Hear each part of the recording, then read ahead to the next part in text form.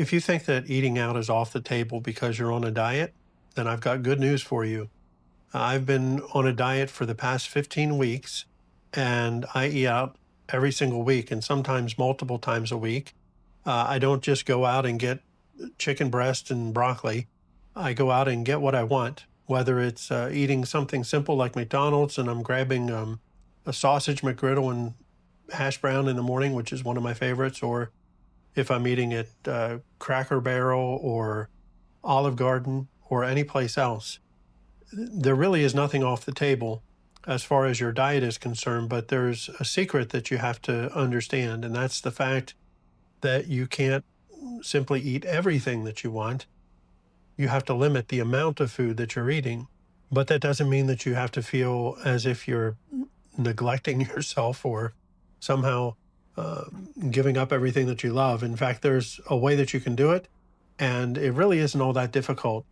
Let's look into this. The first example that we'll start with is Olive Garden. Now, I've eaten at Olive Garden a number of times since I started this diet back in May, and it really is something that I enjoy. Now, before my diet, when I went to Olive Garden, I would order the chicken parm with angel hair pasta. I'd have a breadstick, I'd have some salad, and I'd enjoy a couple of Cokes while I was there. You know what I eat now that I'm on a diet and actually it's helping me to lose weight?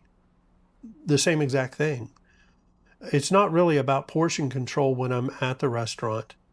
It's about balancing things out through the week or maybe even during the same day so that I can have that luxury of eating what I really want and not having to be, that guy that says that I can't eat out because I'm on a diet. I haven't had to say that yet. In fact, I really haven't given up anything as far as the food that I eat and the drinks that I drink while I'm been on this diet. The real key is that I just balance it out. What I do is I focus on the numbers because I'm counting calories, which is really just a unit of measure for the energy that we're either taking in through the food and drink that enters into our body or we're using by the energy that we expend. I mean, there's a lot of science behind it. It's not really that simple, but you can think of calories as being the scoreboard. When you're at a game, any kind of game, and you're watching the scoreboard, the numbers may change, but you can count on the fact that the score is the score, and at the end of the day, that's really what matters, isn't it? I mean, it comes out as to who wins and who loses. Now, if you're scoring your calories properly, if you're keeping track of what you're eating, what you're drinking, you're really counting the calories, you're not just guessing at what your calories are, then you can trust the math.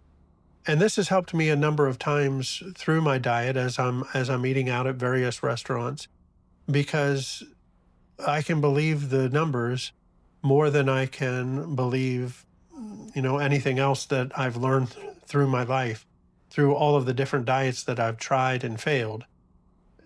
As long as I'm in a calorie deficit, I'm burning fat. I know that. I've really proven it to myself over and over again over the past, 15, 16 weeks now. And that's what's helped me to lose 30 pounds. There's been times when, the scale may have evened out. We're not going to call it a plateau because it's not really a plateau. If you're burning more calories than what you're eating, you're losing fat. Sometimes your body holds on to the water for a number of different reasons. I've done a lot of research on this, and it's true in my case that anytime I eat those higher carb, higher salt meals, if I have more calories maybe in a day than what I'm trying to average out. For example, I try to average between 1,500 and 1,600 calories a day. 1,500 is my target. But over the course of a week, I might have days where I'm over 2,000. I might have days where I'm, around 1,000 or 1,100. I've gone lower before, I've gone higher before, but the balance is still there. At the end of the week, my target is 10,500 calories. And, do the math, and that's 1,500 calories a day. Does that mean that I hit the math every single time? Well, no. Actually, I think there's only been one, maybe 2 weeks when I come in at under 10,500. Most of my weeks have been over, but not drastically over. I hit the average of somewhere between 1,500 and 1,600 calories. Over the past 16 weeks, I believe the average is closer to 1,600 calories, but still a little below it.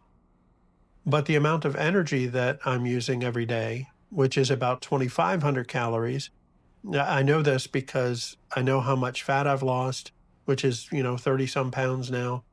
I know how many calories I've eaten, so I can do the math, or more specifically, I let ChatGPT do the math for me. I plug in the numbers. It knows how much I've lost. It knows how much I've eaten. It even knows the types of foods that I've eaten.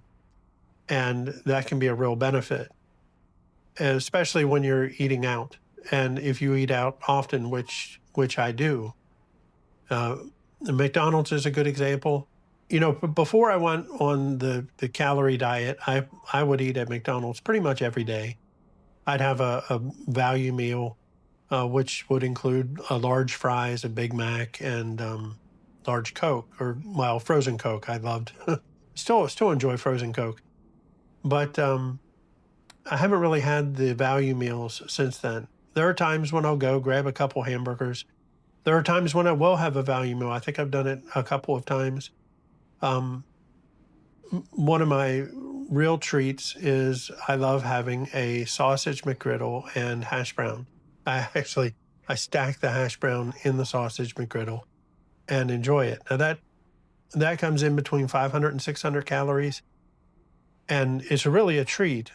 Now, there is a problem that goes along with that, and that's when I eat earlier in the day, when I start my day with something that doesn't have a lot of protein, then I do tend to get hungrier, and I may struggle a little bit to stay within my calorie range. Or it may be one of the days that I go over my calories, and I just plan for that in advance. But the numbers really are just the numbers. You can't you can't argue with the math behind it as long as you do the numbers properly. Now let's move on to one of my favorite eating out treats, and that's Chipotle. I eat Chipotle a couple of times a week. I used to eat it a lot more, but I haven't had to give it up. No, I don't get a lot of extras. I usually do the chicken bowl with extra white rice, extra black beans, vegetables, salsa, corn salsa, and then the medium salsa. I personally don't get cheese and sour cream on it because I've never really enjoyed cheese and sour cream on my Chipotle bowl, even before I was counting calories. But I could, if I wanted. I could get guacamole if I wanted. I just need to account for it. I need to add it on the calories that I'm consuming during the day. I keep a spreadsheet that you can write it down on a paper just as easily. But my Chipotle bowl, chicken, extra white rice, extra black beans, vegetables, and salsa and corn salsa, comes out at just about 1,000 calories. I make a couple of meals out of it. And, if you stand there and watch them do it, or if you get somebody that's good at stacking the bowl, they'll give you a generous portion.